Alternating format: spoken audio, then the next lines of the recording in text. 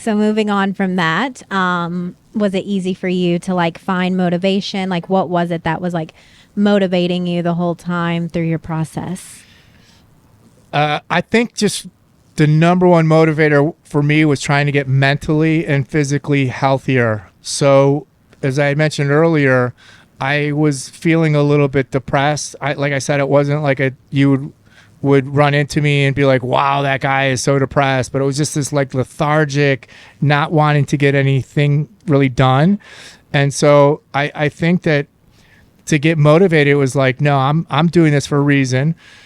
Number one, it was a big investment financially. So, not knowing about anything that we do, and the pricing at the other clinic was more expensive even than our prices are today. And so it was a really big financial commitment. So I just sort of said to myself, if I'm investing in this and I'm investing in my health, I should try to motivate. And then I used some tools to keep me motivated. So I would weigh myself every day. We had a scale in the gym. And the way that I thought about the scale in the gym was, if I lose weight, I was pumped. But if I didn't lose weight or gain weight, I was pissed. So I'd be super mad. So I was using every little thing as like this little chip on my shoulder to like drive myself to better results. And then taking the Monday morning pictures, I took a Monday morning picture without a shirt on to, just sort of see what my body composition, if it was changing or not. And then also, because I did it on Monday, there was no more Sunday fun day. There was no more sitting at the pool, barbecuing and eating a bunch of junk food. And so it was really all about trying to establish really good habits. And then there was one week where I felt that the progress had sort of stalled or maybe even reversed, and having that picture and looking at them and saying, I think I might be in a little bit worse shape this week than that week. Now, I felt like I put in the same effort, but it was still like a motivator of whatever I did this week wasn't enough. So maybe I stepped it up the next. And then it was just, when you start seeing progress and your clothes start fitting better and you're going down belt loops, it just, positive results drove more and more motivation for me.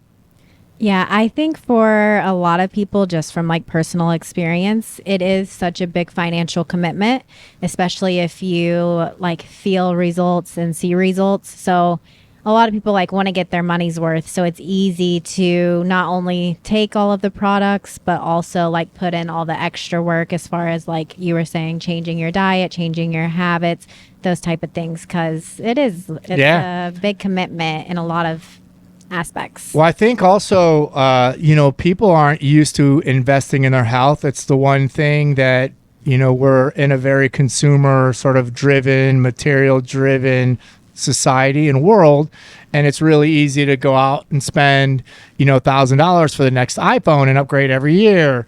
And it's really easy to go out and buy outfits to go out with, or fancy dress shoes, or in Miami going out to nice dinners or happy hours. Those have obviously expensive price tags in many cases associated with them.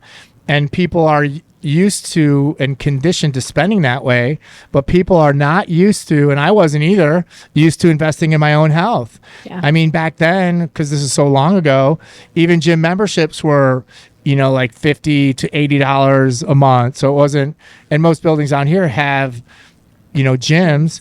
And so the gym prices were really even more reasonable. So maximum people are sort of used to paying back then like $50 a month for a gym. And now we have these like mega gyms, and they're more like social clubs, and they can be a couple $100 a month. And, some of the therapies that we have are more expensive. But again, I think a big hurdle that a lot of people have is just realizing that it's an investment in themselves. Yeah. And I always feel like in our clients, a lot of them come back and say this to us, that they end up doing much better career-wise, because if you forget about looks and being in shape, I mean, that's great, but having more energy to make the additional phone call, more mental clarity, more mental focus, more productive, you're happier, you're in a good mood. And so a lot of that stuff ends up permeating out of that person. And so, a lot of people come back and just end up like crushing it career-wise. And so I think that a lot of people end up doing, whatever you invest in yourself, sometimes you get it back monetarily, but you also get it back in something that can't be measured, which is quality of life.